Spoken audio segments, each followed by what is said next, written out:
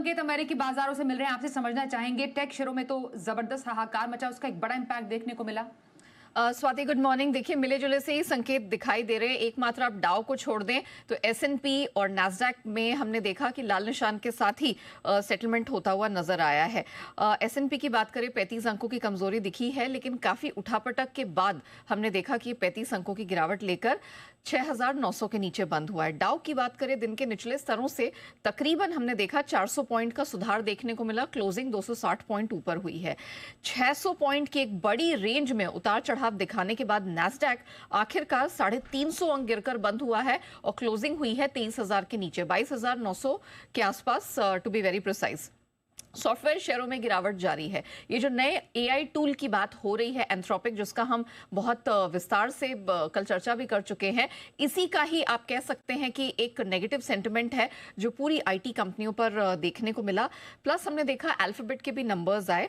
AI पर खर्च बढ़ाने की खबर के बाद इस स्टॉक में हमने बिकवाली देखी 1-1.25%। एक्सटेंडेड ट्रेडिंग में हमने देखा कि यहां पर प्रेशर बना। लेकिन इंटरेस्टिंग ये है कि इस खबर के बाद एनवीडिया, ब्रॉडकॉम ये 2 से 6% तक चढ़ते हुए नजर आए हैं।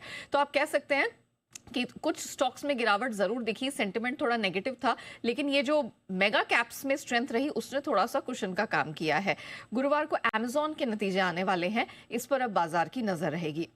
इसी बीच बिटकॉइन पर अगर देखा जाए तो अक्टूबर 2024 के निचले स्तर पर है। एथेरियम इसी स्पेस में, क्रिप्टो करेंसीज के स्पेस में एथेरियम 2025 के निचले स्तर पर। दरअसल अमेरिकी वित्त मंत्री स्कॉट बेसेंट के एक बयान की वजह से क्रिप्टो करेंसीज में हमने देखा है गिरावट और गहराई है। वैसे भी एक्सपर्ट्स मानते हैं कि यहां से और करेक्शन बनता हुआ दिखाई देगा। स्कॉट बेसेंट से जब पूछा गया कि क्या आप खरीदारी करेंगे क्रिप्टो करेंसीज में अगर जरूरत पड़े, तो उन्होंने कहा डिजिटल एसेट्स हो, क्रिप्टो करेंसीज हो, उसमें सरकारी खरीद की इजाजत नहीं है। इस वजह से हमने एक प्रेशर देखा।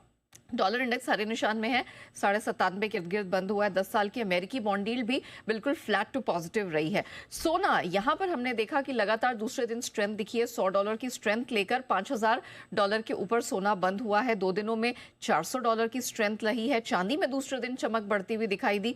2 दिनों में चांदी का भाव 16% बढ़ा, लेकिन हमारे मार्केट में बहुत उठापटक देखने को मिली। ऑलमोस्ट 7,000 रुपए के दिन की ऊंचाई से हमने सोने को करेक्ट होता हुआ देखा और वो नेगेटिव टेरिटरी में बंद हुआ है। खैर, कच्चा तेल ये भी दूसरे दिन मजबूती लेकर बंद हुआ है $69 के पास। दरअसल ईरान को ट्रंप की धमकी से हमने कच्चे तेल में उबाल देखा है। एलएमई कॉपर $400 फिसला और एल्यूमिनियम, जिंक, निकेल, इसमें भी हमने देखा डॉलर इंडेक्स में जो स्थिरता है, पॉजिटिविटी है, उसके चलते ये भी प्रेशर में रहे।